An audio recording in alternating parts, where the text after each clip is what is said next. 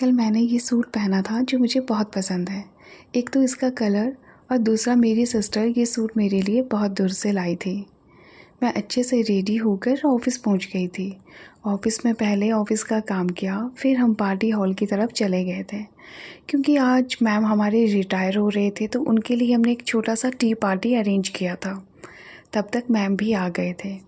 Ma'am के साथ उनकी फैमिली भी आई थी।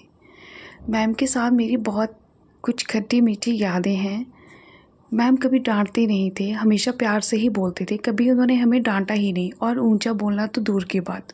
वो बहुत प्यार से बात करती हैं, उनका नेचर बहुत अच्छा है। पर फिर भी ना जाने हम लोग क्यों बड़ों की बातों का बुरा जल्दी मान जाते हैं।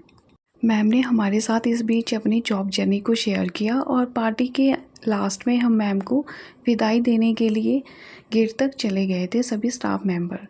मैम ने हमारे लिए लंच रखा था, और मैम भी मैम के साथ ही चली गई थी उनकी गाड़ी में। हमारी ऑफिस की ही गाड़ी गई थी मैम को छोड़ने के लिए, और पहुंच गई थी वेन्यू पर। वेन्यू इतना प्यारा था, मैं क्या बताऊं आपको। और यहाँ पहुंचकर सभी स्टाफ मेंबर्स का और मैम का उनकी फैमिली ने बहुत अच्छे से वेलकम किया। हम लोग भी हॉल तक चले गए थे जहाँ हमारे लिए मैम ने पार्टी अरेंज की थी।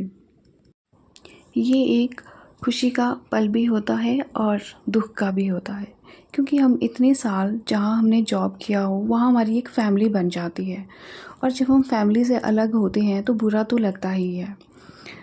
एक लेडी के लिए तो बहुत बड़ी बात होती है इतने सालों तक जॉब करना, और जॉब के बाद जब आप रिटायर होकर अपने घर जाते हो तो खुशी का पल भी होता है, और कहीं ना कहीं थोड़ा दुख भी होता है अपनी फैमिली से बिछड़ने का। क्योंकि हम लोग घर में कम समय रहते हैं और ऑफिस में ज़्यादा, और ऑफिस में हमारी एक फ़ैमिली बन जाती है जो हमें हमेशा याद रहती है। इसी बीच हमारी कोल्ड ड्रिंक भी आ गई थी। हमने अपनी कोल्ड ड्रिंक को एंजॉय किया, और इस बीच हम लोग आपस में बातें कर रहे थे, कुछ ना कुछ एक दूसरे को कह रहे थे, और फ़ोटो सेल्फी बस ये तो हमारा चल ही रहा था।